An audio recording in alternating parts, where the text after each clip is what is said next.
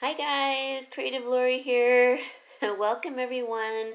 If you're new to my channel, I'm a home stager, but I love crafting and DIYing for my own home.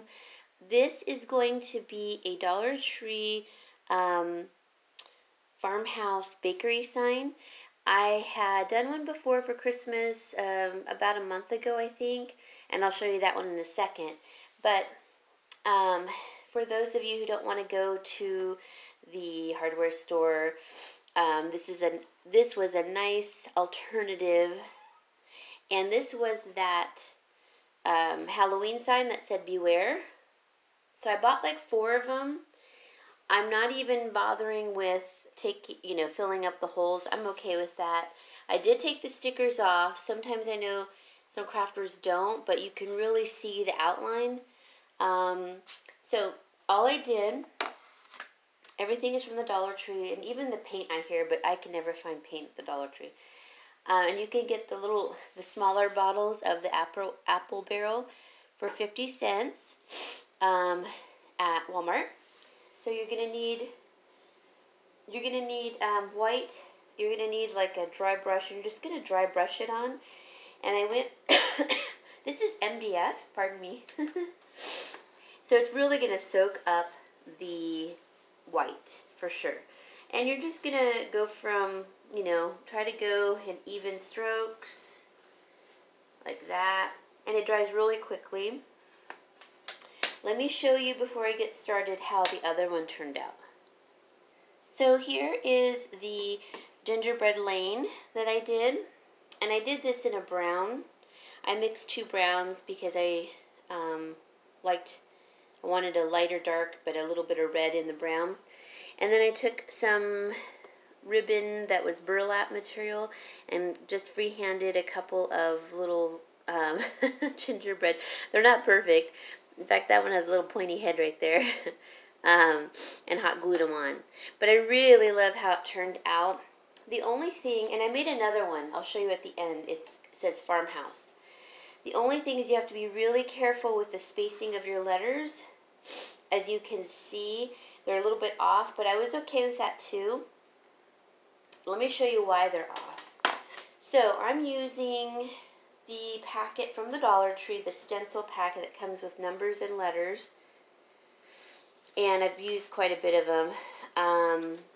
And so all you do is, like, for instance, here's a W, and you just punch out the W. I do save these because you can do the reverse, painting. So you paint around it or spray paint around the letter, and it creates that outline. So I'm just saving them. And it comes with letters. So you punch out the letters here. Let me put these aside. So these were $1. I thought that was a great buy, and I've used them like 3 times now. But when I'm talking about spacing, see how the A, it takes up almost the whole card. I think I cut this card, in fact. I did. I had to cut down each side because there was so much room on each side, like this Y. So I would cut down, I'm going to cut down the sides on this also, because otherwise it looks too spaced out, and then some letters are better spaced out. I did pretty much cut every one that I've used so far, so I'm really aware of it now. But like the I, the L, you really have to watch that. So after this is dry, which doesn't take any time at all, and it looks kind of distressed, which I like. This is such an easy project, you guys. And basically, if you had to buy everything, it would cost you $2.50. I'm just going to space it out. I might have to cut some of the letters, like the K. But I just want to see space-wise where I need to place them. So yeah, let me get my scissors and let me cut down the K and the Y. So 1 second. Okay guys, sorry, it's really gloomy here today, so it's not the best lighting, I'm sure, but I went ahead and taped it down. I just measured it from basically the beginning of the letter to the end, and then for the Y, I did it for the end of the V part of the Y out. So, you know, just to have a general distance, you know, that's like about the same on each side, just to make it look centered. So I'm going to put my tape measure away, and let me get some foil for this, because I like to put, when I have a lot of one color, on foil. So hold on. Okay, so I'm just shaking my paint, making sure that it's not separated. I like to put it on foil too, because if I have to go back and touch it up or something, I can just close it up and it won't dry out as quickly. And then I like to wrap my brushes that way also. And I want to mention this, if you have a little bit of a gap, so I taped it on the top and bottom and on the sides, but in between I try to put a piece of tape just to hold it down. And then see how there's a little gap in between the K and the E? So I'll be really careful when I go over those two letters. I'm just gonna, I can't find my sponge brushes. I can't believe it. You want to use a sponge brush actually. It would be better. And I'm sorry, I hope you can see this. But I'm just gonna do a couple at a time and then show you all. And it doesn't have to be solid. I kind of liked how mine looked stippled on. That way it also ensures that you're not getting underneath the stencil, like if you were painting it, you know. So this is for my kitchen. It is for the home tour that I'm doing for Christmas.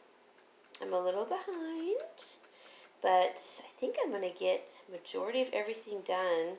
And for those of you who know me, if I haven't responded, I am so sorry. I'm kind of trying to hurry and get everything done before my dad's surgery on Thursday, and today's Tuesday. So, and I still can't find my tree, but I think now I know where it's at. I think it is under my stairwell.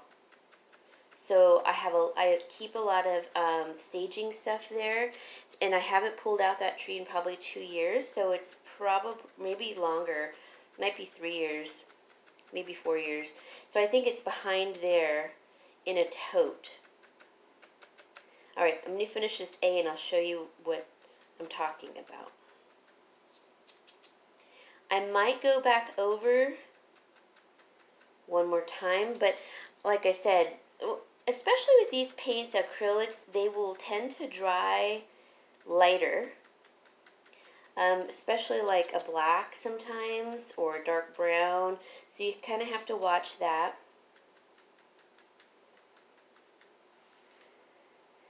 Sorry guys, I had to sneeze. My allergies again. Change of the weather really affects my allergies initially. So I'm really glad I have the tape around. It kind of acts as like masking it off so I don't get it on the board. Also, why I like using this board rather than real wood is that if I decide to hang it like I hung my Farmhouse one, it's not a heavy piece that can fall down over time, or I don't need to put a big screw in the wall, because I really don't like putting a lot of holes in my wall. I try to reuse. That's why I put everything equally spaced and off. Like from the ground up, I measure it and make sure that everything's sort of equal. The only place I have not done that is when I'm filming behind me, that side wall, that little wall that I can hang stuff. That's the only place, so I'm sure there's a few pinholes there. Okay, so see how I've done that? You can see the stippling. It gives it a nice effect too. But I can see on this A, I don't know if you can see the outline still, so I have to be careful and try to get in there. Oh, I'm sorry for my sniffling, guys. Let's see. I'm going to hold it down so that it doesn't get underneath the stencil. I don't want that. Yeah. Okay, good. Let me finish this off.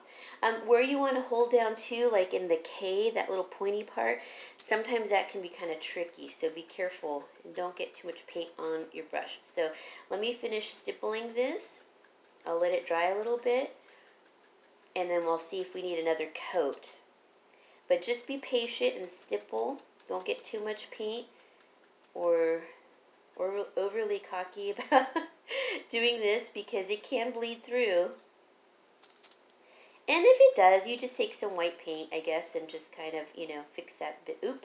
See, now I got sloppy and I forgot to watch for in between the K and the E, like I had mentioned previously. So, my fault. I got busy talking. Alright, I'm going to pause here and come back.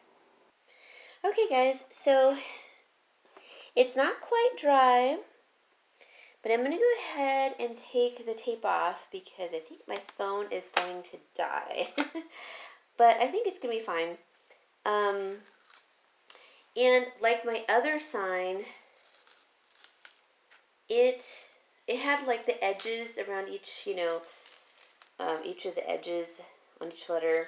It doesn't look perfectly smooth, and I'm okay with that though. The brush I used definitely was not the right brush, but sometimes you just have to go with what you have, especially I'm under a bit of a time constraint here. So I take the bottom, or the top and then the bottom, and then I'll take the sides off. And I just kind of hold it down, each letter, I try to anyway, as I'm pulling the masking tape off. I recycle all my tape. I hope they accept it. Then I'll do the sides, which I'm just taking up very carefully. I did get a bit of black paint at the very bottom and from the stipple brush on the top, so I will cover that up. Sorry. I'm just trying to get off. It's like dried paint almost. Okay. So now, moment of truth. Oh, wow, that really bled.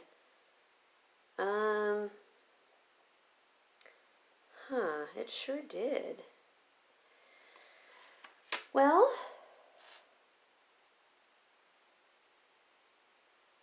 I'm just going to go with it because